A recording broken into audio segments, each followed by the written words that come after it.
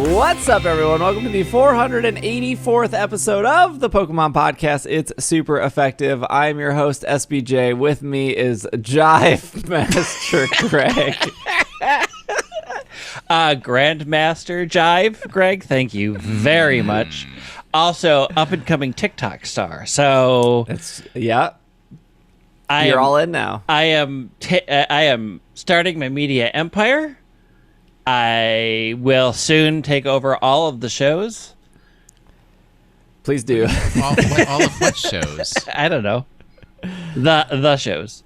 Not to be confused with Jive, but Vibe Master Will is here. Well, I'm increasingly fading into irrelevance as Greg has now mastered TikTok. Yeah. And both of you create your own TikToks, and I do less and less with social media as the days go on. I can appreciate it, though. Going to have a hard time focusing on the program today because I'm pondering two very deep questions that I like. You ever have a question that gets stuck in your head and then you're like, there's no answer, but I can't stop thinking about the question? Yes. That's where I am. What is the question? Well, there's two of them, but it's What are dangerous the questions? because if I send them out to the listeners, then they're going to get mentally stuck. Did we not talk about how your superpower is corrupting others? All right, so the easier one, which probably somebody could solve with a little bit of research, is: do animals in the wild ever die from choking on eating food? Or is that only a problem that human beings have because of our own personal issues and the way we eat? I mean, you can Google search that. I'm not sure I can. Why? And then the more difficult, more philosophical question is, let me start by saying that every night when I go to bed, I listen to the Calm app, I listen to sleep stories. Not sponsored. Not sponsored, but because I spend $70 a year on the Calm app. Am I wasting my money? Because I have not once heard more than the first 30 seconds of one of these sleep stories, and they always start the same. I mean, if it's putting you to sleep. Oh, it certainly is, but I'm paying for the full story. I'm not getting the full story. I mean, some people... This is a real thing. Some people fall asleep to different TV shows, Futurama being a very popular one. The Simpsons was very popular for a very long time. Property Simpsons was Brothers. popular with me. And hey, if it works, it works. I don't know. Yeah, $10 but a does month it $70 work, or could I just call Greg and say, Greg, please tell me to get into a comfortable position, take a deep breath. And I could do this for you. I mean, as long as I'm not in bed, because I need nothing to fall asleep. I crawl into bed. I'm like, oh, it's and I'm out. I don't need any of these calms. I don't need any of these TV shows. I just need to lie down. must be nice. I fall asleep pretty quick, too. Usually within 20 minutes. Yeah, but the TV stays on all night. Yeah. No. There's a sleep timer. Usually Not in like the 2 hotel hours. room. Well, sometimes those hotels don't have the timer. Correct. I've been in those hotel rooms with you. I don't understand the issue right now. Speaking of issues, we have Pokemon news. Let's start with the... I don't know. Some people are into it. Some people are not into it. Let's start with Pokemon UNITE. There's a Halloween event. It's so good. Halloween brings pumpkins to Pokemon Unite's Mir Stadium. If you forgot the stadium has a name, it's Mir, M-E-R. You will find pumpkins apparently in Pokemon Unite with the arrival of the Eos Islands Halloween celebration. From October 20th through November 10th, the game will feature all sorts of tricks and treats, including a fun new take on Mir Stadium battles, special bonuses that earn you pumpkins, and a festive new way to deck out your trainer and Pokemon. Don't be surprised if the game looks a little spookier than usual.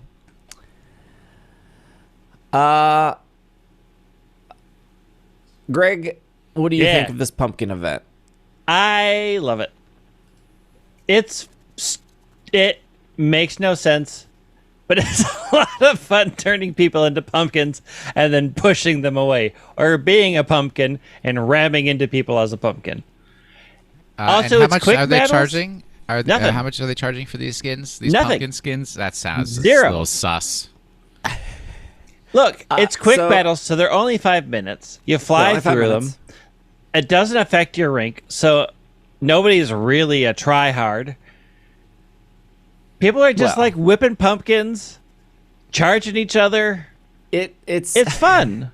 It is fun. I like it a lot, although I could understand why people get frustrated because they're probably applying the strategies that they use in rank to this, and it's not the same. Yeah, no.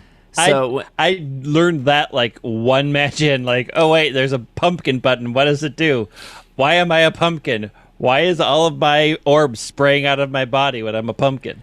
It also, I guess if you're serious about the pumpkin event, kind of makes you consider using different items. Like Score Shield would probably, like if you're like every Pokemon should probably be running Score Shield for this event, or whatever other items that are good for scoring, or like maybe Goal Getter or something. But more importantly, the way you play is different because when you get hit with a pumpkin, you drop all your Aos orbs, gems, orbs. Orbs.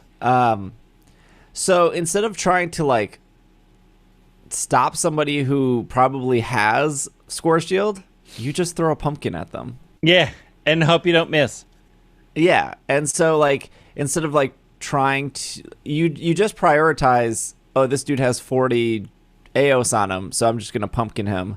And if you think about it that way, instead of just trying to play the game normally, I feel like you will have a more enjoyable time. And if you want to be a good teammate, which is impossible to find in Pokemon Unite, and your teammate has 40 Aos gems, you step in front of them, so you take the pumpkin, and they don't. It's like a very easy, like once you understand that this one mechanic they added, which apparently no one has understood it and figured it out, it makes the game really easy to win, because you're just playing slightly differently. But it's fun. I don't know. So there's something about, because when you get turned into a pumpkin, you can still attack. Yeah. And when you attack, you're like throwing the other person across the map. So again, also good for blocking and defending your goals. But they can toss you too. So that's the interesting part, is once you pumpkin somebody, your button turns into pumpkin toss. So if you pumpkin them, you can also shoot that pumpkin all the way across the universe. Not if they shoot you first. Yeah, so it's a showdown. It's a quick draw situation. There was like a situation where I was playing Slowbro and I did telekinesis, which like picks him up, but somebody also pumpkin pushed at the same time. So like my telekinesis was still grabbing on, and it was just like this huge psychic bar across the map. And I was like, this is perfect. This is exactly the type of chaos I want. This is the most chaotic thing they've added, and it's also fun, and you can earn Greedent, who is added. Yeah. A big old chonky squirrel. So I love the way that they redid the map with the spookiness and the pumpkins. I wish they would have applied that to just standard. Not the pumpkin stuff, but just the look of the map. I understand why you wouldn't want to do it with ranked, because you don't want to mess up those ranked players. They can't see a pumpkin, get all thrown off. But it would have been nice if they applied that to standard. There is new costumes and new rewards, and there is like a pumpkin, what do they call that? Like mission. And so like one of the missions is just log in every day. If you log in for 2 weeks, I think I added it up. If you logged in for 2 weeks, you get like 55 pumpkins. And then there's another one which is like play 5 battles on this map, play 5 battles on this map, win 3 matches, play with a friend. So I think if you add all those up, that's like another like 30 or 40 pumpkins. And then you can use those pumpkins to get Greedent. And Greedent, I think, is 70 pumpkins. And then there's like the Witch Hat, which is like 10. And then there's like the Profile Banner, which is like 5. So you can use those pumpkins to get a variety of rewards. They did tweet that if it's possible for you not to get all the rewards, even if you do something, because if you just did the login and you just did the missions, you will still be, I think, like 20 pumpkins short of everything. So if you don't buy Greedent, you can get everything else. If you do buy Greedent, you can only get like 3 of the 5 other items, which is probably fine. But this is a really silly thing. You can take pumpkins and exchange them for pumpkin boxes. And the pumpkin boxes can give you anywhere between 1 to 50 pumpkins. I think it costs 2 pumpkins for a pumpkin box. But there's like a 60% chance that the pumpkin box has 1 pumpkin. So there's a 60% chance you're exchanging 2 pumpkins for 1. Now, if you were to open one of those pumpkin boxes and get like the 50 pumpkins, you won. You now have enough to get everything. And they give you 2 of those pumpkin boxes, I think, for free. I opened my 2 free ones, and I got 1 pumpkin each, which is the highest thing you can get. Mm-hmm. I ended up with 4 somehow. And I got 1, 2, 2, and a 3, I think. Oh, okay. So you'd but still I be don't know short. how I got 4. I know I got 2 for free, and I'm like, how did I get 2 others? I think there's 2 for each map, so I only played one of the maps. Oh, okay. It's cool that they gave a way to get Greedent. It's pretty easy to get the 70 pumpkins if you just like play like 2 matches a day. But or also, 1 match a day. I'm pretty sure you can buy it with coins also. Yeah, you can just buy a Greedent. So you can just buy it with coins. I mean, what else are you going to do with these pumpkins? Get everything else? Save them for next year's event. Yeah. It's a cool event. I'm glad they did something Halloween related. Greedent came out. Greedent was already banned in competitive play. There's a bunch of like fan-made ranked tournaments or whatever with money on the line, and they've already banned Greedent from that because there's some bug where I don't know what it is exactly, but it makes Greedent incredibly overpowered. I just love Pokemon fans, always the first ones like, we're not going to take the rules that we're given, we're going to make our own rules. Well, I mean, in a tournament with money and a brand new character that's been out for 5 days now, there's something wrong with them. I don't know what it is. There was some weird bug with Crustle like a month ago where Crustle could take advantage of some jump pad in a way where it would mess up the game. And they actually fixed that they fixed it in less than a week, the Unite team did. But I don't exactly remember what the Crustle bug was. Well, Crustle is a bug, but I don't know what players were doing to take advantage of it. I'm sure there's a YouTube video about it somewhere of how to do it and how they fixed it. I have watched people play Greedent. I don't understand how that character works. He's like throwing berries everywhere. He's like shooting some bullet seeds. He's like eating the berries, blowing berries up. There's a whole berry exchange thing. Yeah, seems like a lot of berry management that I'm not into. They also released like a Halloween outfit. They released a Zera Aura outfit, which is just like a Halloween, vest. I don't know what to call it, but it was, I think, priced at 600 gems, and then there's like a strike through it, and it's only 60 gems, which is $1. 60 gems is $1 USD, but that's limited time. And then they did the thing again, which is not unexpected because I've played other games that do this. I'm just going to mention Apex Legends, where they've charged $20 for a skin for your character and $20 for a gun skin for your character that you might not even see that gun in the match, and even if you do pick it up, no one else is going to see that gun skin because you're going to be dead before you walk up to that person. But since day one, Apex Legend players have been, these prices are too high, change these prices. It's been over 2 years. They have not changed those prices. They have doubled down on those prices. Respawn has. Somebody's spending that money. Yeah, Somebody somebody's doing is it. spending that money. So Pokemon UNITE released another $40 skin. This one is for Lucario, and let me tell you, I have seen a lot of people running around with this $40 Lucario skin. So I get it. I get that some people, including myself, $40 is a lot for a skin. If they were to release a Cramorant skin for $40, I hate to say I would be that person that would buy it. Why? Why? That's his It's a favorite free Pokemon. game. It's a free game. I've gotten more than enough enjoyment out of it to spend $40. I've played it for 3 months now. Some people love Goofy. Some people love Donald Duck. Look, I bought a. Some people hate money, apparently. I bought a $30 Moogle mount in Final Fantasy so I could sit on a bench with somebody else in a Moogle. Yeah, and you don't even play You that don't game even play. anymore. play that game anymore. But if I did, I got that $30 Moogle mount. Yeah, but here's the thing about the $30 Moogle mount. Anybody else in the game, A, can see it, and B, also use it with you. It is in useful. Pokemon Unite, you can at least see you're forced to see that person for 10 minutes. You're forced to know that person spent $40. So you can, and then when you're constantly searching them out to destroy them, how's that $40 now? Because I'm going to take you off the map for a growing amount of time. I don't think they're changing the prices based on how many fancy Ninetales I've seen and how many $40 Lucarios I've seen. They're selling it. It's working. Like I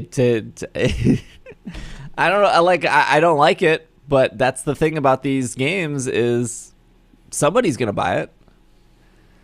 Like I just think of people who just continue to buy incubators over Bobby over and over again, and they get nothing. I just did a Instagram video of hatching like 9 eggs, literally garbage, actually garbage. It was all garbage.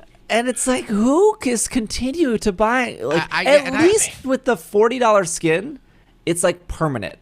If it's your favorite you stop character, playing the game. well, Yeah. sure.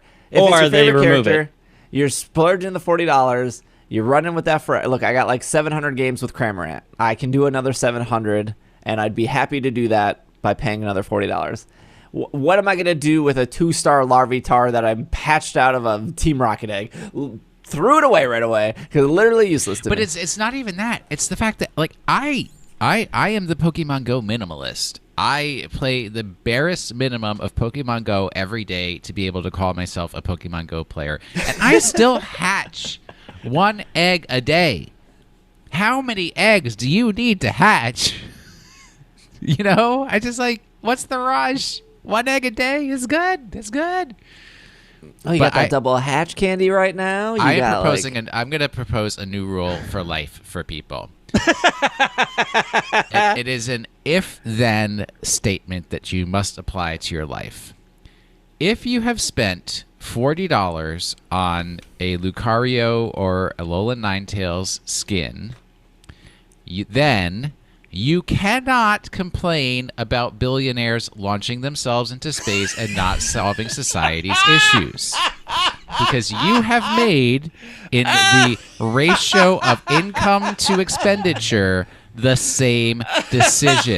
That $30 could have fed someone somewhere for a week. Okay? Look, You heard it here. Lucario skin equals shooting a millionaire into space. I have made the correct, very clear and understandable. All inquiries can go to @WashTheSink on Twitter. You go will right only ahead. do it once, and you will be blocked. Blocked, but go blocked, ahead, Blocked. go ahead and shoot it off now. Get it in because he still has to see it to know to block you. Greg, are you telling me that if they added Roselia to the game and they added a $40 Roselia skin, you wouldn't buy it? I would not buy it. You would not buy it. No. $40? What if it was a really cute Roselia? What if it was good? But see, because Greg's also smart because he knows I've run out of ideas of things to get him for his birthday, and so when his birthday comes around, I'll be like, Here you Roselia go. skin, kid. I feel like if you're asking for the $40 skin just so you don't buy it, I feel like that's some weird loophole you're getting through here. How is that a loophole? That is the nature of most gifts when you're an adult. I don't want to buy this for myself because I'm responsible. I mean, and but Greg if you literally buy it for me, perfect. Greg literally has a blackout period where he's not allowed to buy Correct. things for himself for his birthday. That or people will, or before Christmas. I cannot buy anything for myself starting November 25, and I cannot buy anything for myself starting April 19th. These are the laws as established by my friends and family, because I will buy stuff for myself, and I'm not allowed to because I'm quote-unquote too hard to shop for. You've done both battle passes, though, right? Yeah. Okay. I'm pretty sure I'm not going to be able to finish this second battle pass. It's 17 Not with days. that attitude. I'm only 16 like days 23 of 60, and there's 17 days left. I don't think I'm going to finish. Why I'm are you probably spending so much time recording podcasts when you could be in Pokemon Unite having battles? I gotta be moving. It's fine. The Well, Halloween event also, is cool. it is competing with the Moogle tomes that are now in Final Fantasy 14. There's a lot for me to do and not a lot of time to do it in. That's right. You got to pick and choose your battles. Ugh. We talked about Greedent being available, Yep. which was a rumored character, or not a rumored, but a quote-unquote data mine character a while ago, where it was like Greedent, Sylveon, and Blastoise, I think, were the three. Yeah. I don't think we have any more data mine characters at this point, so I guess any new character would actually come at a surprise. I would assume they're going to do like a Christmas event for Yeah. they did a Halloween event, so I don't see why they wouldn't do a Christmas event. I don't know about Thanksgiving, though. You mean Festival of Lights? That's what Pokemon Thanksgiving Go is calls a it. very specific American thing. So Yeah. I doubt we'll see Turkey Day Unite thing. Speaking of Thanksgiving, Pokemon unveils a new balloon for the Macy's Thanksgiving Day Parade. Pikachu and Eevee team up in a new balloon design during the Pokemon 25th anniversary. For the first time, two Pokemon will score through the sky in Manhattan. Score? What? Soar. Soar through the sky Did I say of score? Manhattan. Soar. Why am I struggling to say Manhattan? Because it's you. No. The Macy's Thanksgiving Day Parade, Pokemon Company International and Macy's announced that Pikachu will be joined by Eevee in a new balloon design revealed today. The two Pokemon will be featured on a giant Pokeball-inspired sled, dressed in cold weather apparel as they make their way above the parade route, helping fans and families welcome the holiday season. It's cute. So is the Kyle- Pikachu getting retired? I don't know. Yeah, I don't know if this is the... I'm assuming it's a swap out. Usually they don't have two characters double up. I mean, I Yeah. guess. It says Pikachu and Eevee have been the perfect ambassadors to represent fun and joy of Pokemon for the new balloon debuting for the 25th anniversary, said Colin Palmer, Vice President of Marketing. Pikachu remains the icon of the brand, and its annual appearance in the Macy's Day Parade has delighted fans and families for decades. The introduction of Eevee, known for its unique evolution abilities, is the perfect friend to join Pikachu to represent the brand as we look towards the future and all the fun and adventures which are yet to come. And Pikachu first debuted in the Macy Thanksgiving Day Parade in 2001. There you go. That's probably going to be a bar quiz question one day. When did Pikachu debut? 2001. There have been 3 versions of the Pikachu balloon previously featured. The introduction of Eevee marks the 4th version and the first time that another Pokemon from the Pokemon Global Entertainment franchise joins the electric Pokemon. And that's kind of it. Look, I do like seeing the Pikachu in the parade. Mm-hmm. And now you get to see them in the cute sleigh. This is also off Pokemon.com. Take to the stage in the world's first Pokemon Presents Super Pet Contest. Celebrity judge Michelle Visage, maybe? Yes. You actually got Oh. it. Sorry Sure. to everybody who was tweeting me on Twitter that he was going to mess that name up. I don't know who that is. Steve's a big fan of RuPaul's Drag Race, obviously. Reveal- Then I now will immediately eat those words. Yeah. Not having heard Well, him how say, do I you- don't know who that is. How are you?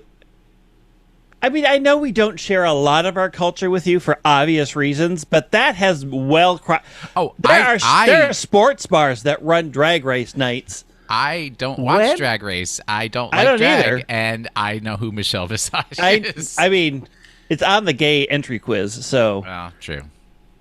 Well, number one, I don't go to sports bar. Number two, like, I don't even know actors or actresses in movies, more or less. It's other celebrities. This is a big hole in my already bad education that I've received throughout life. it's not education. This is just being a part of culture. This is you sticking your hand in the sand, son.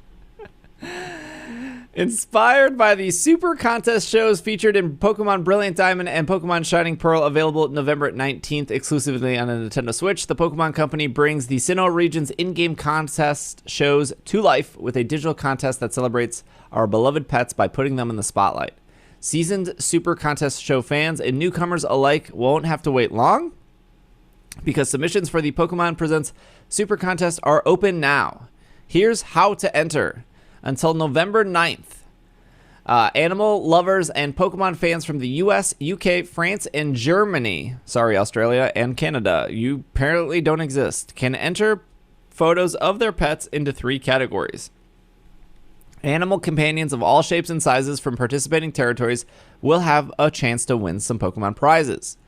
3 categories celebrating clever, cute, and cool are now accepting submissions on the Pokemon Presents Super Pet Contest website. New photos will be displayed daily, so check back throughout the contest to vote for your favorite photos up to 10 times a day. The more love you share for your contestants' furry and non-furry friends, the more you help trainer Michelle pick the best in show. And be sure to check out the official Pokemon Socials channel throughout the contest period as we highlight some of our favorite entries and feature some of our exclusive feature exclusive content from our exciting celebrity judge. So we have Superstar Judge. No Super Contest is complete without a fabulous celebrity judge. The Pokemon Company International revealed Michelle Visage will be guest judging. Michelle is a global TV sensation, a pop legend, and an all-around superstar, bringing her glitz, glam, and international renowned judging acumen to a whole new level. Acumen. Trainer Michelle knows what it takes to be wowed by clever showsmanship, cute looks, and cool attitude. They also say Michelle has 2 dogs, Romeo and Daisy. There you go. That's another bar quiz question. All right, prizes. There are 4 incredible prizes up for grabs within each category. Winners will be announced on November 16th, and exciting winners during an exciting winner ceremony hosted on the official Pokemon YouTube channel. Prizes include Brilliant Diamond and Shining Pearl dual packs, a Nintendo Switch Lite, Dialga and Palkia edition, and more.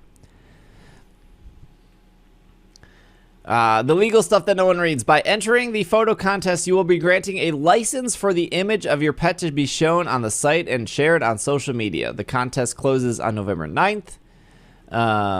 Maximum of up to 10 photos uploaded entries per person. UK, France, Germany, US may enter. No purchase necessary. Must be 18 years old or older. Blah, blah. That's it.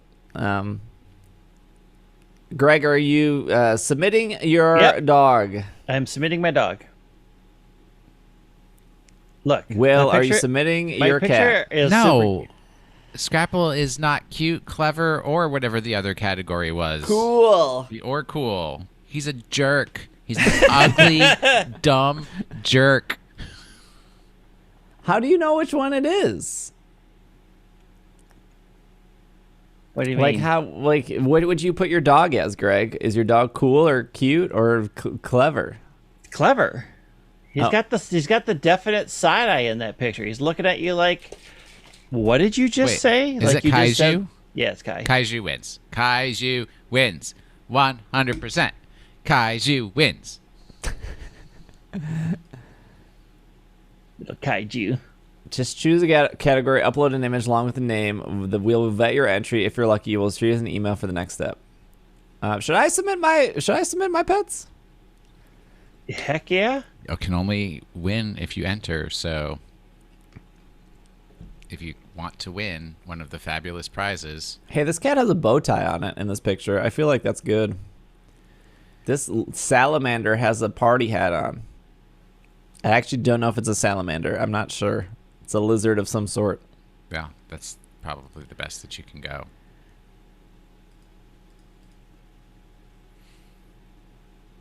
I just find it interesting that they were able to give a full description of Michelle without once saying that she is a judge on RuPaul's Drag Race.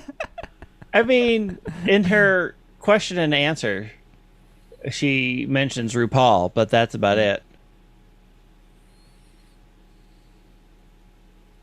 No free advertising. Oh, true.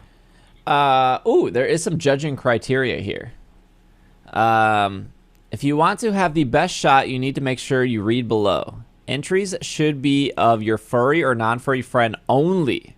We love seeing your faces too, but the contest is about celebrating your friends. Make sure they take the spotlight alone. All right, well, half of people are disqualified because I'm sure they're holding their pets. Yep. Your friend should speak for themselves. Don't include their name in the photo. Please don't include any swearing. Super contest is for everyone, so if the entry includes profanity, you will be disqualified. So I have not yet heard back if my entry has been accepted, FYI. When did you submit it? Yesterday. Oh, it does say it takes 72 hours, so Okay. it's the weekend. I don't expect anything yet. We want your friend to be their best self. This contest should be highlighting the brilliance of their everyday life. We love our Pokemon. We want your furry or non-furry friend to be by themselves in every entry submitted. Please avoid Pokemon cosplay. Yeah, that's probably because they don't want somebody to win with like some design off Etsy and then the Etsy person gets mad. We understand that our friends can have names that help them stand out, but anything that could be considered offensive is a disqualifier. Please keep your entries family friendly. If you do the following, if anything I just said is you will be disqualified, so don't do that. Also, they're going to be judging on the following criteria: animal diversity, regional representation, composition, content, originality, technical quality, visual impact, number of photos liked by other users. You are allowed to remove red eye and spot edit. Use filters to sharpen, soften, blur, despeckle, or remove noise. Use corrective functions to improve the natural appearance of the image, such as levels, contrast, brightness, curves, intensity, tone, hue, saturation, lightness, value, color balance, and tint. Restrictions: no borders or frames can be added to the photos. No watermarks, signature, copyright notice may be added to the images. Artistic filters may not be used. It seems pretty straightforward, honestly. Yeah. Although I'm sure people don't read, and I'm sure they're uploading pictures of their baby laying next to their dog and automatically disqualified. Get those babies out of there. No babies allowed. So if my beloved kaiju gets accepted, y'all better show up. I mean, if there's an open voting segment, yeah. I'll vote I don't know for when the Kaiju. voting starts, though. I don't see. I went to the website. I don't see any way to vote on this like salamander if I wanted to. Well, now I think I should take a picture of the wild turkeys that nest in my backyard and claim that those are my pets because they want diversity. I Yeah, mean, so you can. I don't think you can vote now. Yeah, like show them love. show them love. If you're on the website, go to contest gallery. Oh, I was just on the homepage. I see. Oh, and they add the like filter already. Yeah. Gosh, well, somebody has a giant beetle. I don't like this. It's Just wait till you Zebulon the see Conqueror. just wait till you see my hissing cockroaches. There's a lot of animals already submitted. Yep. Are there Hey, any this one has wild two. turkeys? That's cheating. They didn't say you can't have two. This one has a snake. This is great podcasting material. This is another beetle. Who is having these giant pet beetles from Animal Crossing? People. Why would People you not have a pet Yeah, beetle? they're This person pets. submitted a horse. That's a pet. My person sister owns submitted a 2 goose. horses. That's a pet. This person submitted Well, I mean, a it's llama, a pet until it's 3 dinner. llamas, Groot, Nancy, and Donald. This one also submitted a horse. What's wrong with my sister owns 2 horses? What is amazing about horses? This person submitted an owl named Johto. That's actually really good. That's really good. Oh, What a this clever person has little a cat- noctowl. This person has a cat that looks like my cat, but their name is Pancake. Oh, this person has a goat. This is terrible audio. All right, moving terrible on. audio. The This only person important thing has a is- cat that is riding the lawn mowing Roomba. I don't know what that's called. You know what I mean? The thing that's like a lawnmower, Yeah. but it's a Roomba. The cat's on top. That's very dangerous. It is very dangerous. That should not be celebrated. Look, Disqualified. the most important part about this is when Kaiju goes up on the website, show my puppy love. This person has a cat that's drinking out of a water cup, and their name is Rascal. All right, I got to get off this website. Yeah, you do.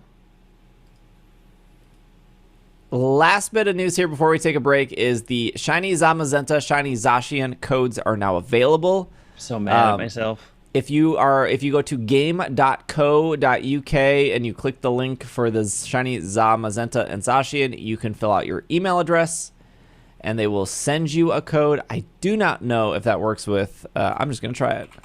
But that is for the UK or Europe. I don't know what you guys are all doing over there. I don't know. Figure it out. But I know that most countries have GAME, G-A-M-E. So that's where you go for that. Australia, no clue where you're supposed to go. Canada, I believe that's EB Games. United States, that is GameStop. Now, GameStop in the US is specifically doing a thing where they're only giving out Zacian right now. And that's for 3 weeks, and then they're going to flip to Zamazenta. This is only a US thing, from my understanding.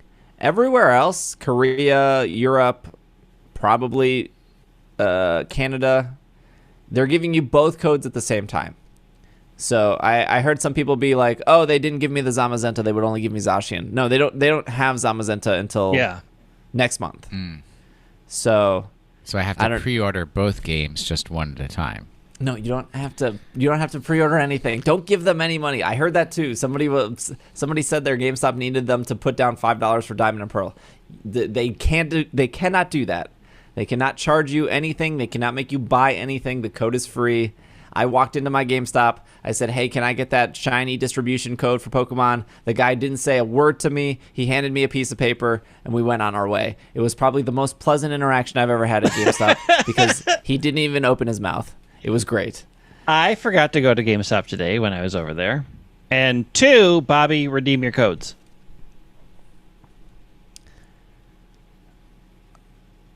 All right. Let's take a break. When we come back, we're going to talk about the new Pokemon revealed and the Play Pokemon events that did get announced. We will be right back. All right, non-shiny Drapion? Non-shiny Tentacruel.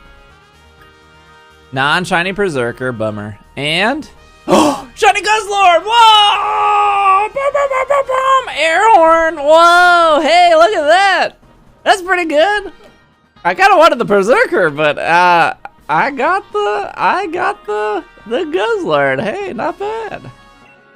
Check summary. Nice. Cool. I wasn't expecting that, honestly.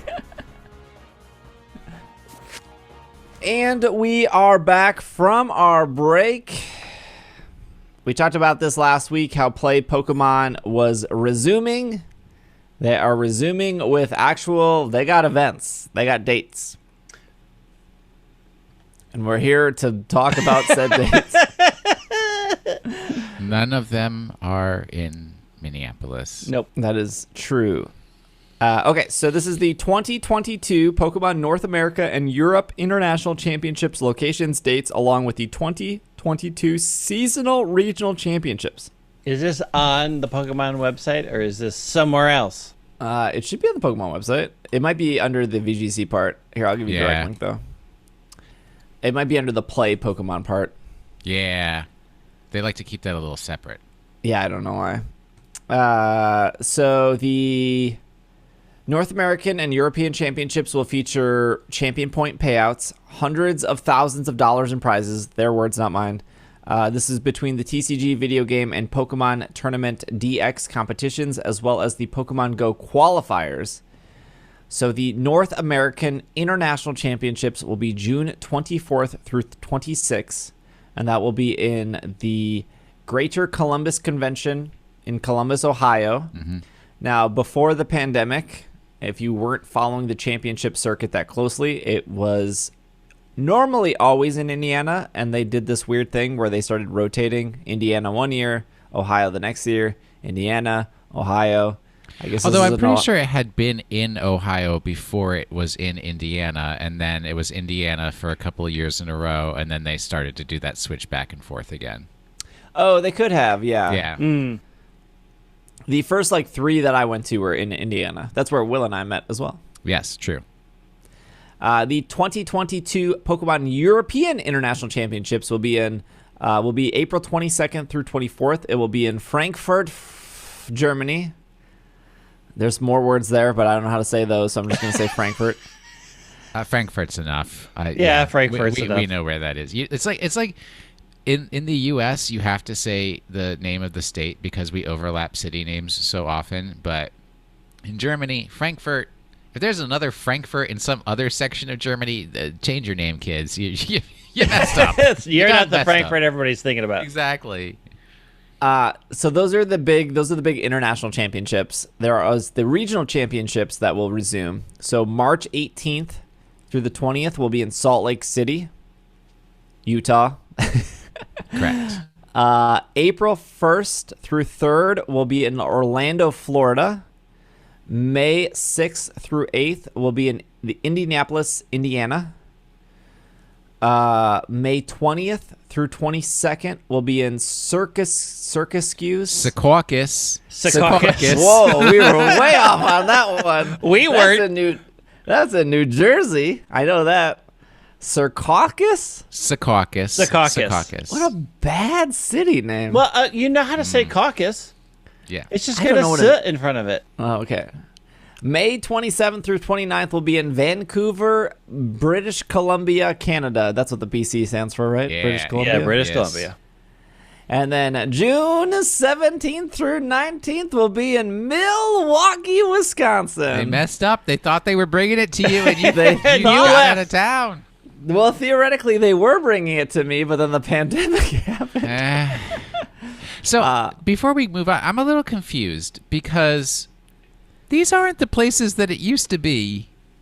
Milwaukee, I think these were the places that were theoretically scheduled before. Salt Lake City was always an option. I'm not sure about Orlando. I always thought it was Tampa.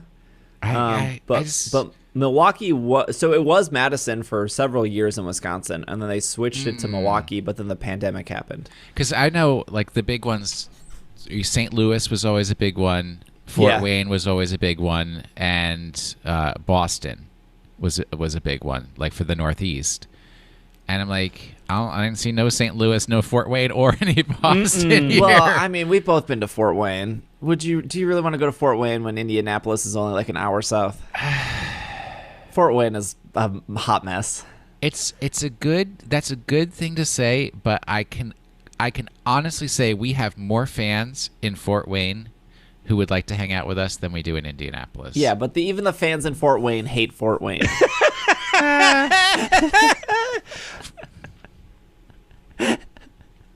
In Europe, March 26th through 27th, that's going to be in Liverpool, UK. In May 7th through the 8th, that's going to be in Bilbao, Spain. Good enough. And then in June 4th through 5th is going to be in Milan, Italy. Milan. So we got some dates. Yeah. I guess I'm coming back to Milwaukee back in June. Why? Are you going to compete? What are you going to compete in? in? Are you compete? I'll roll a VGC? dice. I'll be maybe TCG, maybe VGC, maybe Pokemon Go. So on the website, only 3 locations have Pokemon Go listed as the games that are available: Orlando, Florida, Vancouver, and Milwaukee are the only places that There you list go. Pokemon Go as games Perfect. you are My able to do 3 there. favorite countries: Florida, Milwaukee, and Canada. Countries? I mean, I Florida mean, we might wish as well Florida be. was a country so we could literally say, nah, thanks. But we're not that lucky. Yeah, I mean, like, I have been playing VGC for over a year, and I feel like I'm okay at it. So I want to go up on stage and be okay at it. Yeah, and I feel like I felt like I was okay at the TCG. I mean, I top cutted to regionals before. I feel like I'm okay at Pogo. You can see my Pogo streams on Tuesday night where I dominate little Halloween Cup. My Halloween Cup record's not too bad. I'm like 20-10 right now for Halloween Cup. It's also One of not these too times relevant. it's going to sync up, and I'm going to be able to do a live TikTok commentating on you. I just need 1,000 followers, and I can go live. I think it's not even about winning at these events. I think it's more I want to just go to the events because they're Pokemon events, and I do like competing, even though I probably won't qualify. Not with that attitude. Come on, Yeah. dude. You can do it. I believe in you. But look, I competed for 3 years straight with the TCG. Yeah, but that's back when you sucked. Yeah. I was bad. I did qualify, or I did top cut that regionals. I feel like I'm a much better player now, and I feel like that even though that burnt me out competing like every single weekend, going to a tournament and trying to qualify and trying to get points and having enough points, I feel like going to 2 big tournaments a year is way less stressful and way more chewable than trying to hit every single tournament every weekend. Yeah, one of the things that has always super turned me off about competitive Pokemon, especially in the TCG, is the need to grind for points to get invites and everything. And I'm like, I have too much life that is not Pokemon to be driving around the country, sharing a hotel room with 8 other dudes so that we can all go to some small like shop tournament that's going to give us 10 points each or something stupid. No. But yeah, I mean, going to regionals is fun, getting to compete and meet people and everything, that's enjoyable, but the points grind? It's crazy how much time competitive stuff takes. Yeah. Like, Because it's not only going to the tournaments, you got to practice. You got to get all this Yeah. stuff in your blood. You got to know what's coming up, what to expect. You got to study the meta. Who's got time? I got a job.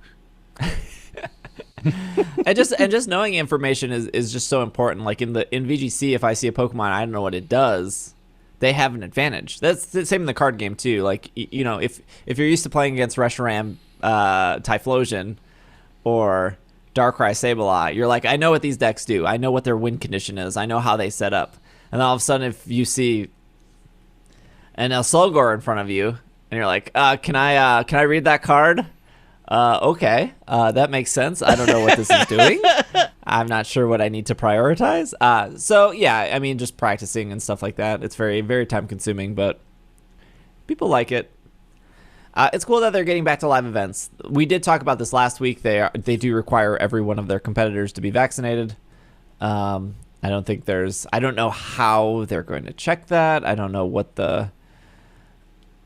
I have not been to a place of business that has asked me for vaccination, but I do know that Summerfest in Milwaukee, which was like a 7-day festival, they were checking, but I don't know how. Well, I mean, I went to a concert here and I had to bring my card, and they. Oh, and you just had to show them? Yeah. Yep. Yeah. Okay. I would assume that's what it would be here. So, some places, New York, because it's New York, set up an app where you can. It's like your COVID wallet, so it's got a bunch of information, so you don't have to carry the card with you. And I've heard a lot of places have that. taking we don't that. have that here, Yeah. but yeah. Well, I've heard that even locally, if you download the New York app and you're doing it, they will accept it. Oh. Like, it's getting more widely adopted, so they may adopt something like that.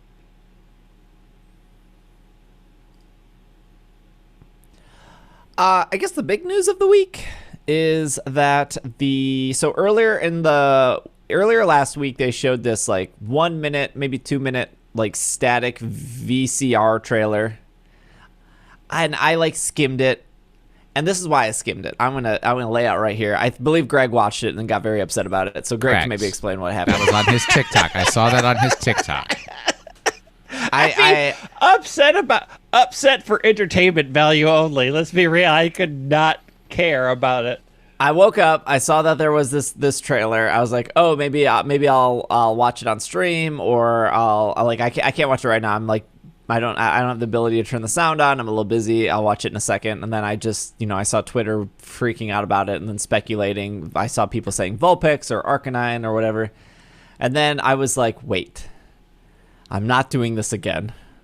They did this all through Sword and Shield, and it's fine. It's like whatever. It's like not a bad thing. It's just I can't put any brain power towards their like hidden this company had a 24-hour live stream. Mm-hmm. And throughout that entire live stream, ruined Alex and Katie's wedding because we were all glued to the live stream. We were glued to the live stream. We could not attend the wedding. As a matter of fact, as I officiated the wedding, I had an earpiece in that was letting me know live reactions when something happened, and I would stop the wedding and look. It was horrible. It was lucky they paid you at the end, honestly. True. On paper, our live stream to reveal a Ponyta. I don't know if that sounded good on paper, but that's what happened. And so when I was like about to watch this trailer, I was like, wait a minute. No, we're not doing this again. They're going to announce what this Pokemon is probably within the next month. They happened to announce it like 3 days later, I think, 3 or 4 days later. But I cannot fall down this rabbit hole of dedicating time towards this obscure piece of marketing material that they have an obviously reveal for. And I'm glad I didn't, because it was like 3 days later and they announced Hisuian Zorua and Hisuian Zoroark. And they showed the picture of it. Looks very cool. They look awesome. They're very cool. Yeah, I mean, Zorua Zoroark are two of my absolute favorites, and then these new ones look especially good. It was like, do you remember the Farfetch thing they did? Yes. Where, like, the website was corrupt. Oh, yeah. And it was Farfetch, but it was like turned sideways. I just can't. I just don't have the time. But it's fun. It's fun when you have time. Like, I watched the what timeline are we in video found footage, which was all spooky. And then you're all like, oh, they totally killed that guy at the end. And then when they revealed the actual footage, they're like, oh, no, they confirmed. They totally killed the guy at the end of this video. That dude's dead. No, he's not. He died. No. He got his soul eaten by a shadow. Then you never heard his footsteps running away in the snow. He's dead. Dude died. No, what I loved about the video actually is if you watch the first one that's all staticky, you're like, this is a horror. This is Blair Witch. This is super scary. And then when you watch it and it's all cleared up, it's like, oh, this is a delight. He's having a nice little walk in the snow. Until that dude dies at the end when he gets eaten by a shadow. Would you stop? No, because the reason why the Zoroark is taking the Zorua away, it's like, that dude's still alive, but I don't want you interacting with him, so we're going to walk. Otherwise, they would have chowed down. Dear child, don't go play with that dead body. Just leave it. Leave it in the snow. That's not how Pokemon work.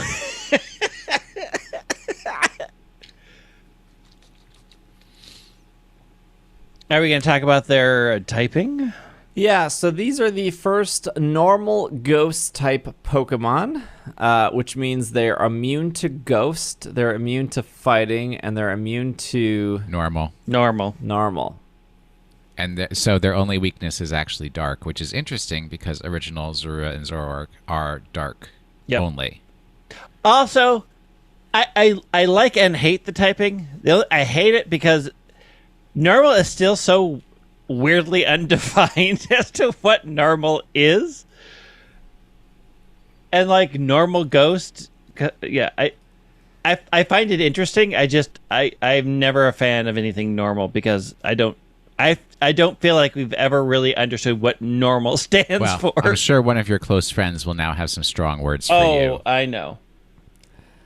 Yeah, it's normal's weird. They are such a good design, and also, how do people draw that well that fast? Like, the thing came up, and 5 minutes later, my Twitter feed was like artwork that would have taken me 50 hours to do, and they're like, I just whipped this together in my morning doodle, and it's this gorgeous piece of work. Greg, Yeah, we all have our gifts. I know. I'm still looking for mine. So are we. Still unsure what mine is here. They look really cool. I mean, the typing is cool. I feel like there's a point where we have to get every type combination. And so normal ghost Someday. was one. Yeah, someday normal ghost was one of those things. I mean, the interesting question is like Zoroark's gimmick is its ability to copy other Pokemon. So I don't. Is that still the case here? I would say it's not that they're going to have a different ability. Yeah, because I feel like that's the signature part of them. I was trying to think of what it would be. And like I don't know if they'd go like the normal levitate ghost part, but they were clearly like never levitating in No, yeah, the trailer. They were walking in the snow. I mean, as a ghost, you can still intimidate, or you can still not intimidate, imitate. Yeah.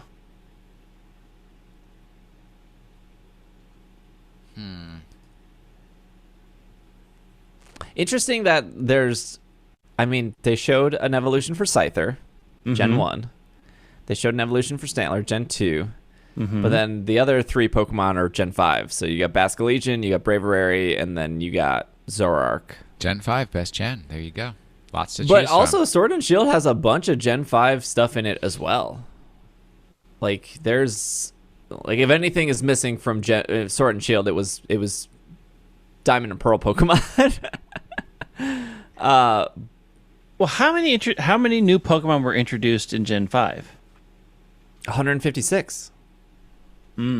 Wait, completely new Pokemon? Yeah. Oh, yeah. Oh, in Gen 5. I thought you said Gen 5. Sword and Shield. Yes. Gen 5 was 156 new Pokemon. Yep. They put work in to get us our new pokes. Yep. Yep. That's why when you catch a Larvesta, you have to wait till level 732 for it to evolve. Listen, we can stop with the Volcarona hate right now.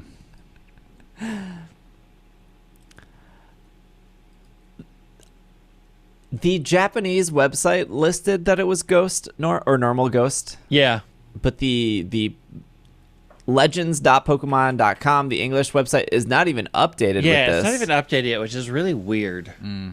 Yeah, they did a Twitter/YouTube campaign with 2-part here's the teaser, here's the Pokemon. Why is the website not updated? I don't understand. What is the point of your website? The last time I checked the Japanese website, it hasn't been added to their main site. It is just listed in the reveal section. Like, they show the video and they talk about it. But, I checked yesterday, and it wasn't even in their listing of Pokemon. So I don't know what's going on with the websites. Cleaver was added, I think, a day or two after. They added Yeah. See, Cleaver the problem pretty is quickly. just nobody uses websites anymore. So it's like, That's why would you true. put your energy behind that? I mean, people could just not listen to the show and just go to Pokemon.com and get all their news, but exactly, no one's but they don't. They come to us a week later. I mean, I would argue we are more entertaining than reading those dry press releases, but I would argue the opposite.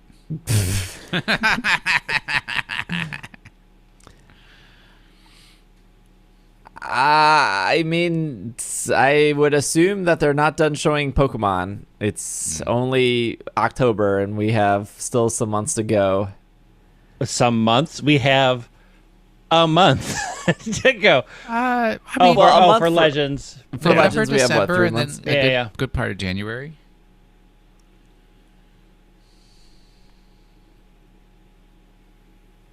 Yeah, it seems exciting. I think the Zoroark thing is cool.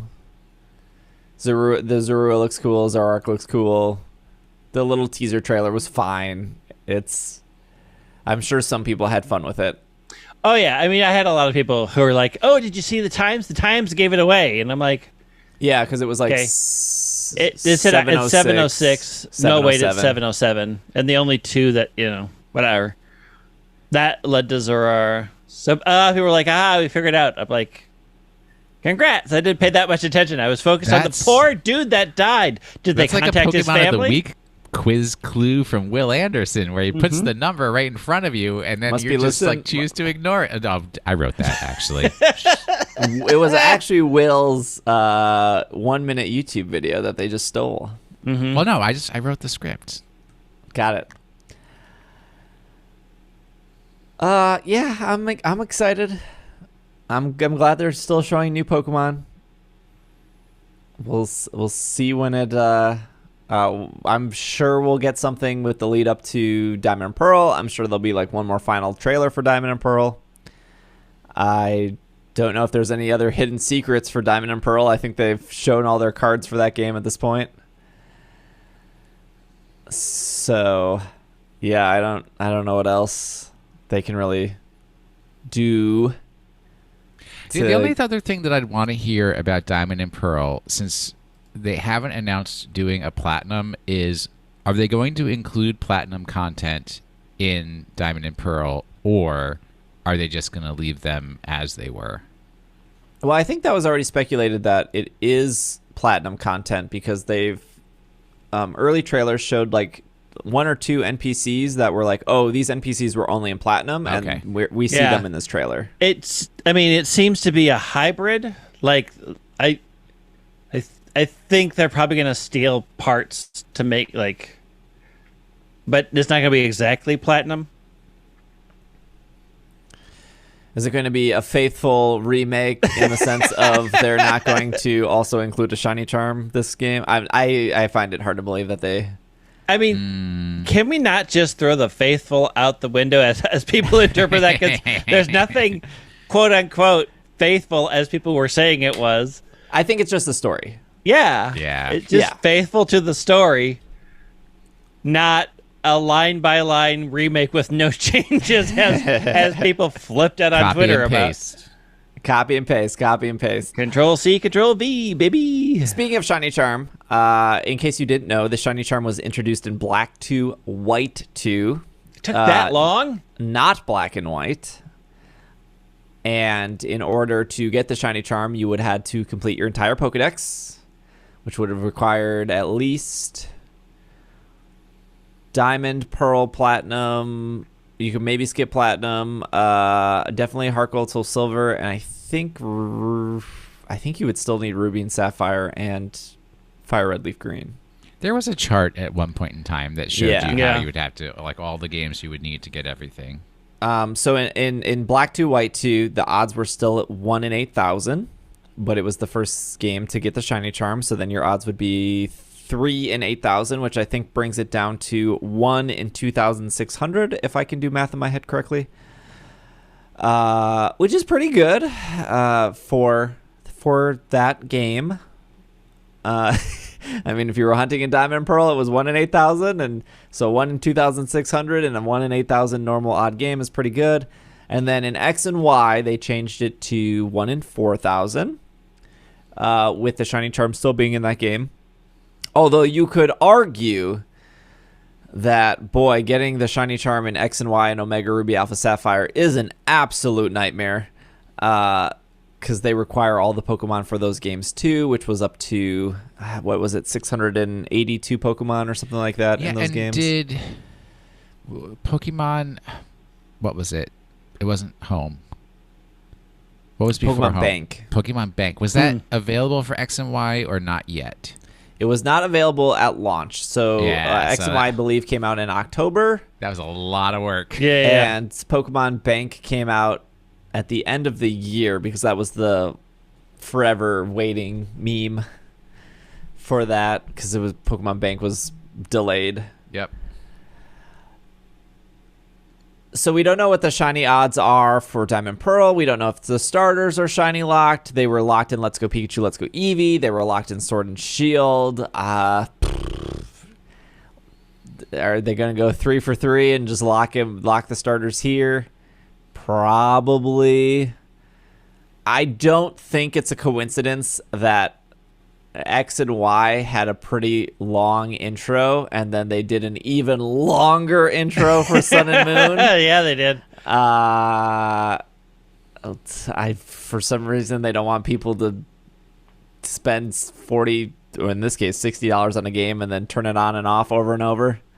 Hey, that's your money. If you want to do that, cool, but clearly they don't want us to do that. I mean, they're going to make it as painful as possible. I will say, though, that speaking of shiny stuff, I did do that YouTube video. It will be, if you just go to youtube.com/PKMNcast, I explain how shiny hunting actually works in Sword and Shield. For 2 years, streaming this game on Twitch, and people being like, man, I hate shiny hunting in Sword and Shield. It's broken. Game Freak messed. It's not broken. It works. Spoiler, Cerebi was wrong for 2 years. As of this recording, I went to Cerebi's website. They still have the wrong data on their website on how shiny hunting works. I don't think Joe cares. Nah. I don't think he's going to update it. I know what is it? SOS is still wrong on Cerebi as well. It's whatever. There's the Poke Radar, I think, is also wrong on Cerebi. Joe is not a big shiny hunter, and when Joe closes something, it's closed. It's closed. He doesn't want to go back to it. Nah, I don't blame And he him. will not take other people's. He will look at other people's data, but until he does it, he's not going to update the website.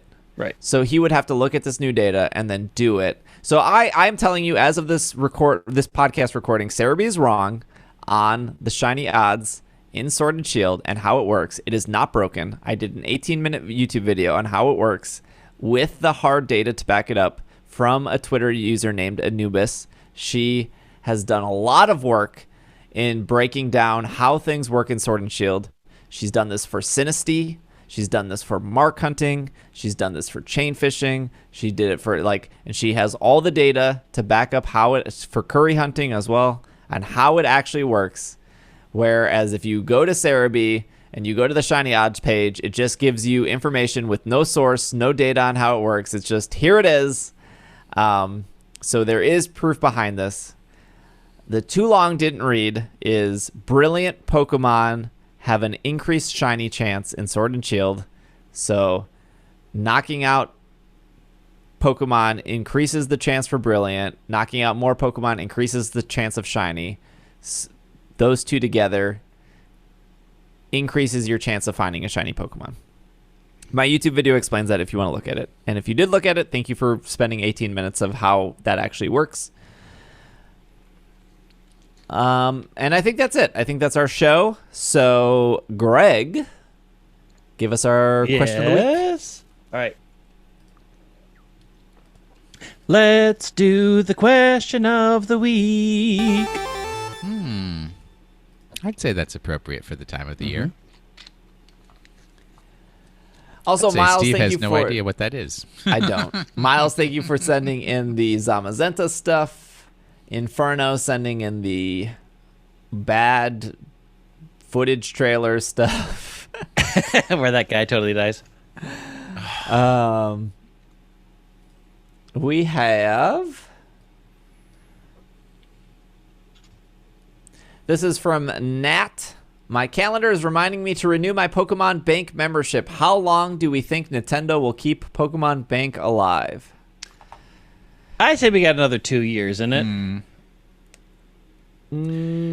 I mean, when did they shut off online services for Black and White? Because Like, it took a wasn't- long time. Yeah. It wasn't Game Freak that shut it down. It was the Nintendo that shut it down. Because Yeah. they shut down Yes. Yeah. all things at once. Yeah. But they have a tendency to keep online services for the games for a certain period of time, and then so whatever that timeline is, that would probably be the equivalent for Pokemon Bank. I would say we have at least 2 more years of it. Like, they're Yeah. going to get as much money out of that before they're like shut down all 3DS everything. Well, do you? So I guess so. 3DS Online is free. If that completely shut down, would Bank still work? Yeah, it's a separate service. Right, it's a separate thing. Yeah, but how would you access it? I mean, even Well, if they shut down. Yeah, no, your 3DS would connect directly to the internet, and then it would go to whatever service for the app that it was being used on the 3D. It didn't have to go through like 3DS Online to then get to Pokemon Bank. But My guess would be like they still know people play old Pokemon games, right? You could take a Pokemon from Coliseum, move it into Fire Red Leaf Green, move it into Heart Gold Soul Silver, move it into Black and White, throw it through Bank, into directly from Bank either into X and Y or Sun and Moon, or directly into Home from there. So that there's the physical connection and the hardware connection you need for the first part of the games, which is on you to own or get. But if they shut down Bank, they're actually cutting off a bridge between 4 games, 4? More than 4. Between like 7 games to the newer stuff. I would have assumed that Bank was going to last for a year. It's been over a year now. Mm-hmm. And they were just going to come up with a QR code system that would be like, you move these into Bank, Bank generates you a QR code, you scan that with your phone, that sends it to your home account, and then those Pokemon disappear from Bank. And that lasts forever. I don't know. I don't think so. Because I they've cut can't things off before. I can't see them cutting things off and then just cutting that bridge down completely, though, without a solution. Well, no, the solution is like if all of the Pokemon are available in a game that can be moved forward through some method, then whatever old games also had that Pokemon no longer matter. They don't care about you having your Pokemon from Original Pearl. They just care that you can get that particular Pokemon in a relevant game right now. I mean, I agree that they probably don't care. There are probably a handful of people at Game Freak that do care. There's probably the other handful of Game Freak that are like, this is too complicated and not worth it for the minor. The overhead, the cost overhead just outweighs the actual benefit to the company. I don't get why Bank and Home are just not one membership.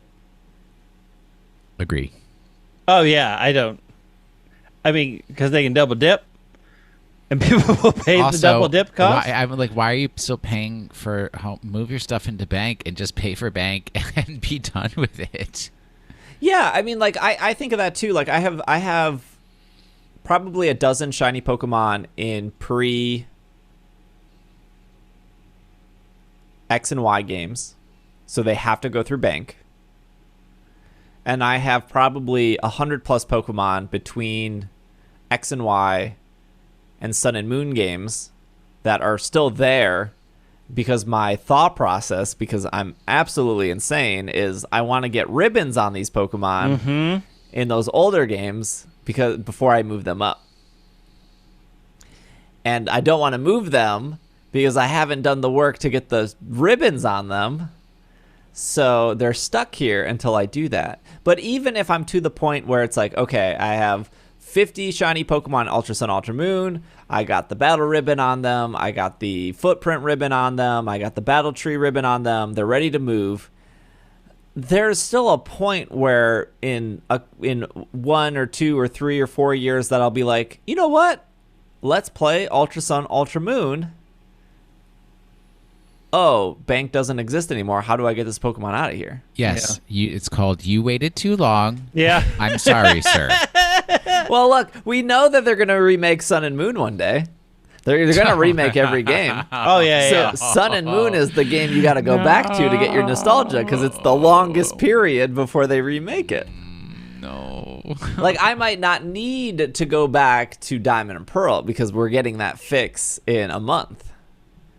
And then when that comes out, we just think like, oh, well, Black and White remakes are around the corner. They're the next one in line. Man, that's so exciting. Team Zekrom. Yeah. I need to move so much out of my bank. I don't think they cut it off without providing a new solution. I think they will warn everybody, you have 1 year to move your stuff into home because we're shutting down bank, and then shut it off. I mean, they did shut down the Dream World. Yep. Just shut it off. It's done. Now, what if I want to get Pokemon and Dream Balls? I can't get Pokemon and Dream Balls the solution. anymore. It's called Pokemon Home. You can move everything from bank into home. The solution is there. They don't need to provide another solution. They will say it's shutting down in a year. Move it or lose it. And if you don't move it, it's done. You know, another part of me is like, well, the collector and the me having the old. So here's the thing: I have all the old games. I have all the hardware to play the old games. I have the GameCube. I have the link cables. I have the GameCube to Game Boy Advance link cables. I got 3 DS Lites. I got 4 3DS. I have all the hardware. I am the person who can trade with myself because I have 4 copies of the game as well. So in that situation, I'm thinking, I don't want it never to not work because I have everything that makes it work. But I'm also now realizing that there are plenty of Pokemon fans out there that they don't have a copy of Heart Gold Soul Silver. They don't have a DS Lite. They don't have a Nintendo GameCube. They don't even if they did have a Nintendo DS Lite, they don't have 2 Nintendo DS Lites. And retro games are so frustrating to find and collect at this point that it's kind of almost better to be like, this whole system is bad and we can't fix it and it's not going to get any better, right? There's not going to be some sudden flux of DS Lites or GameCubes or link cables that are just going to suddenly appear. It's all bad. And so if the solution is putting Red and Blue back on the eShop or putting Gold and Silver on the eShop or putting Diamond and Pearl remakes on the eShop where you can just, instead of trying to find old hardware and trying to find old cartridges, you can just go and spend the money and do it. The problem with that, though, is some people like the old stuff. I get that. But also, they as the Pokemon company, but also they as Nintendo, are still really bad at just giving people an easy solution to play those old games. Like, why did the Wii U and the Wii have more retro games on it than the Nintendo Switch that has been out for 5 years? I don't know. The Nintendo Switch has the NES and Super NES emulators. I'm waiting for the N64 emulator, but yeah. Yeah, but the Wii and the Wii U had way more to pick from. Like, it's been like the Wii had Sin and Punishment. It's been 5 years, and the Switch is finally getting Sin and Punishment. You got to pay an extra $30 a year. Game. It was just an example. What is this game? Why is this an example? Is this your favorite game? No, it's just it was a Japanese Nintendo first-party game that never came to the United States, and then they released it on the Wii U for the Wii for the first time, and people made a big deal about it. And so it was on the Wii for over 10 years, and the Switch has been out for 5 years. And now they're finally adding it. I mean, because nobody wants it. Because nobody wants it. Okay, that was just the example of the game. The point is, the Switch has been out for 5 years, and it doesn't have all of these games that have existed on the Wii for 10 plus years. They're just digital games. It's just like the coding, the hardware is a little different with upscaling. So it's not like they could just say shove it in there. I know. They would have to find resources and people willing to do it, and there may not be people willing to do that work. They're like, no, who wants this weird sin and punishment game? It didn't sell well on the Wii. Why would we put it out? And then finally somebody said, it's my favorite game. You Just are let me getting work hung on up it. on the fact of sin and punishment. Literally use any other video game in existence. The Switch has been out for 5 years. The game offering that they have is pathetic. I am just using it as an example. My example applies to all the other games. I'm just using sin and punishment because a lot of people on this podcast brought it up.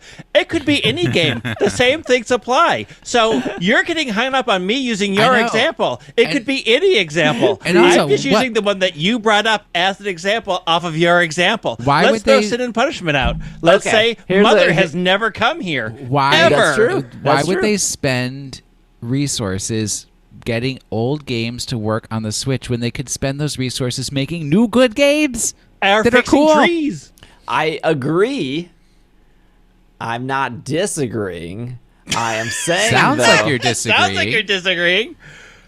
they, You know what look, they agreement put- says? Yes. they Let's put- move on to the next question. They put Mystery Dungeon Explorers of the Sky on the Wii U. It's not on Switch. Okay. It was on the Wii U. Well, I Isn't mean, there my a Wii Mystery U is Dungeon still game plugged on the into my Switch? TV. I think this goes into a deeper conversation of people emulating or just finding a way to play old games because Nintendo doesn't do a good job of giving people the ability to play but those that is games. such a minority of hobbyists that it's just not. They're gonna put in the effort to do it. They're gonna download an emulator on their computer and get the ROMs illegally, one way or And- the other. I mean, this relies on people deciding not to get paid to make ROMs and emulators. Like, they usually rely on donations. So if you can find somebody who will work for free to emulate onto the Switch, I'm sure Nintendo would be thrilled to have you. If you want to say, yeah, I love this game so much, I will fix all the problems for free. Okay, Great. as a Pokemon Do fan, it. though, let's bring it back to Pokemon. Okay? If you wanted to play Heart Gold Soul Silver, Which I don't. but if you did, Yeah? you got to find a retro game shop, and they're going to be selling it. You got to hope that it's real. Ideally, if it's a mom and pop shop, it probably is real because they usually normally check. But then you have to pay, like, at minimum, just as this recording, prices could go up and down. Probably $100 Okay. for Heart Gold Soul Silver. And knowing that, like, oh, Heart Gold Soul Silver might not have compatibility in the future if they cut off this bank. Or they could, Nintendo / the Pokemon Company could put it on an eShop and make $40 pretty easily. Or the other option is people get frustrated that they don't have the hardware or they can't find it, or when they do find it, it's $100. So then they just go emulate it instead. I'm sure that they have done the market research to do the cost comparison of what if we eShopped this versus if we do nothing for the number of hobbyists who actually care about playing this very old 15-year-old, whatever, maybe not 11-year-old game. I'm sure they did too. I'm sure The they've done assumption that they're never going to remake these games in the upper hardware is a bold... Like, they may not want to bring the old ones up because they're planning on making a new version of it in the Yeah, next couple just of years wait- for the wait- 30th anniversary. Like, Wait for the swoosh to come out. When the swoosh comes When the out, Swoosh it's going to comes have out, all it'll this be on cool that stuff. I love the swoosh. but I mean, even for those games, it still applies. They have to update it to play on this. Yeah, Soft- they on still this have to do the hardware. work. Yeah, they still have to And- do the work. That doesn't come for free. Emulators often have people doing free labor to get these out illegally. I So think there was an article for back when Xbox Live came out and they were doing old games, and it pretty much stated that these retro games are not nearly as popular as people think they are. They People, aren't. like you'll hear, like, you'll go on Twitter or Reddit and somebody will be like, oh my gosh, Sin and Punishment is coming back, and like it gets upvoted and you'll be like, wow, the people really like the Sin and Punishment game. But then you have to think like, oh, that's not a lot of people. it's not a lot of people. Yeah. It's the same thing. Like, I would love I would love, and there are websites dedicated to the Shining Force games, and Shining Force 3 never came to America, not all 3 parts. I would love for them to come. And there, if you look on the internet, there's a lot of people who think like me, but that's like 1,000 people. I was a nothing. Super fan of the Legacy of Kain series. Oh, that's a on good series. PlayStation, and I'm never going to see those games ever again. Nah, they're the sin and punishment of. They must be. It was such a good story. Good story to play. Soul Reaver. You can say Soul Reaver or is so Soul Reaver, good, right? Let me pull up our YouTube question here real quick. What do we have? Oh, I don't think wait, here we go. This is from Fudge Fox. My question of the week is for Brilliant Diamond and Shining Pearl. What if they introduced 2 new Eevee evolutions? What would you want them to be and why? They say they would want a Flying Eevee and a Dragon Eevee. I think it's safe to say that these games are not getting new Eevees. No, I don't think so. But we can still speculate. I would say, I was just going to do quick that since the last new Eevee was Fairy type, that the 2 new Eevees would have to be Poison and Steel. I would want. I know I want one to be Ghost. What would I want the other one to be? But it's like, how do you get your Eevee to evolve into these things? Like, for the Poison type Eevee, feed your Eevee poison. For the Ghost type Eevee, I'm not going there. have your Eevee knocked out 15 times. I know I want Ghost. I would want a Flying Eevee if it was only pure flying. Yeah. Yeah. And I'd be super into that. Well, I think the only Eevees pure flying are Pokemon right monotypes. now is Right. Tornadus. Yes. Correct. Yeah. Although a dual type Eevee would be interesting. I could get behind a ground type Eevee too. Ghost and ground are my choices. What's going to happen is in a future generation, when we're too old to be reporting on Pokemon news any longer, they're going to introduce a 3rd Eevee evolution that is the dual types. Oh no. It's just a triple Eevee type. Fusion. It's the first triple type. No triple types. No triple types now. We'll get there one day. No. They're going to do it. No. I would say flying ground. Yeah, one in the sky, one on the ground. Pure flying, that would be great. I think Tornadus is the only pure flying at this point. There's probably a couple pure ground. I think Silicobra is pure ground. I think Mudsdale is pure ground. But yeah, ground is all right.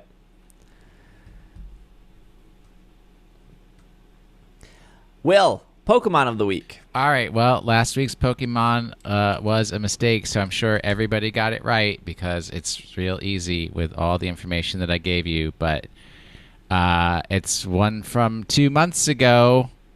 And, it was one sentence. This recently featured repeat from 2 months ago Pokemon, which Steve thinks is so powerful that it warped the rules of a competition, also falls in line with the trend started 2 Pokemon ago. There you go. That's your clue. What is it? So easy. It's Omanite. It's Chatot. What is wrong with you guys? It's Munchlax. No. Oh, I thought it was Munchlax. I started typing that into Google. Don't even type it into Google. Snorlax. No. It has I to thought be you a said it was middle easy. evolution. It's Dusclops. Dusclops, correct.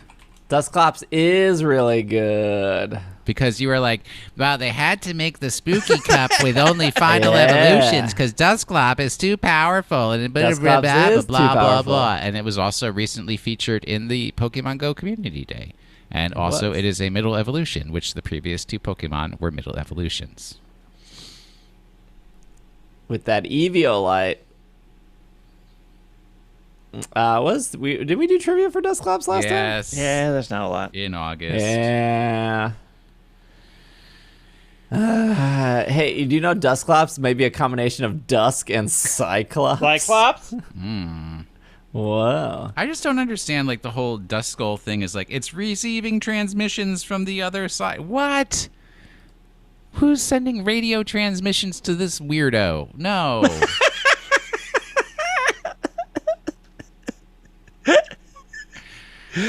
All right, can we do this week's Pokemon? You ready? We can. Yeah, we're ready. I also kept it short because Steve still hasn't packed enough, so I was gonna make it real quick here. The G Fuel fridge is empty. Great. This is a find the Pokemon in the tall grass kind of clue. On this cool October evening, the shadowy nautical creature set out to deceive. There you go. Oh, that was fast. I told you it was going to be fast. I'll do it again. On this cool October evening, the shadowy nautical creature set out to deceive. I think I know what it is. Why can't I? Everything's blank in my head, so whatever. Head empty. Hey, thanks for listening to the show. We will be recording again earlier this week because I actually move starting on Friday. Will be in town. We got to pick up the U-Haul. We got to load the U-Haul. Will is going to drive haul the U-Haul. Why do I got to do all the work? Look, I am going to be... I got the dolly.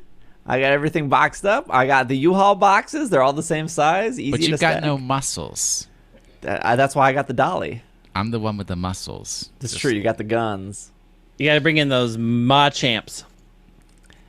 So yeah, it should be a fun weekend. I should be in my new house on Saturday night, and then internet's getting set up on Monday. I'm actually going to hire a podcast editor for next week's episode to test that out because I'll be in a car. So if we're gonna give that a whirl.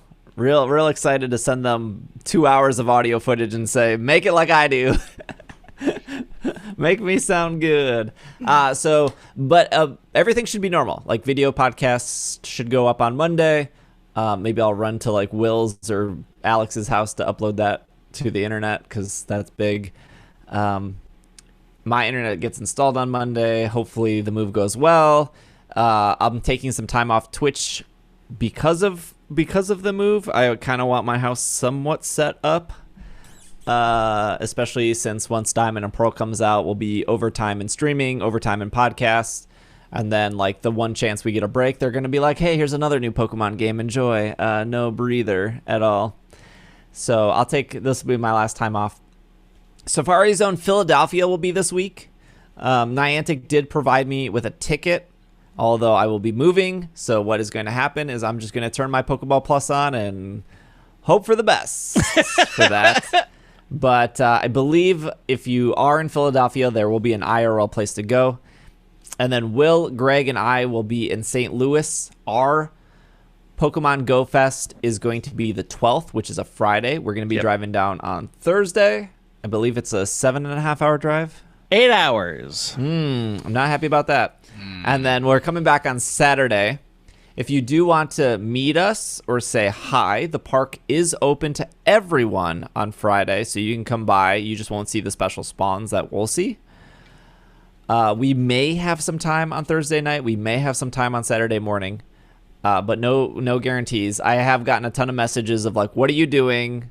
Where can we meet?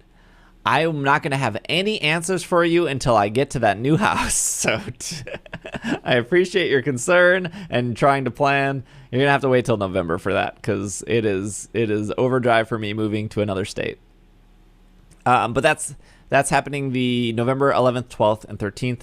And then Brilliant Diamond Shining Pearls the 19th. I believe I will also be streaming on Thanksgiving Day. I'm just giving a heads up for that. I know some people don't have family or friends to spend with on Thanksgiving. Obviously, I will be closer to my wife's family, but I don't like eating in front of people, and I don't like group family things. So I think she's going to go to Thanksgiving, and then I'm going to stay at home and stream for you guys. So if you need somebody to hang out with on Thanksgiving, I should be live that Thursday and probably that Friday for that weekend. So a lot happening in the next month. Just want to lay it all out. If you're a Patreon subscriber, there's been 2 bonus podcasts this month. There should be 1 more before the end of the month because we only did 1 in September, so trying to do 3. Still have bonus podcasts for November and December, all that stuff. So thank you. Sorry, this is a really long outro, but I figured I'd do it this week instead of next week where I'll be in a car. So anyways, Will is at Washing the Sink on Twitter. Greg is at White Wing. I am at Dragging a Lake. If you want to follow Twitch, TikTok, Instagram, Twitter, all that stuff, PKMNcast for all that stuff. Anyways, this has been another episode of the Pokemon Podcast, and we are super effective. Super C, what's on the slab? What? Don't be gross.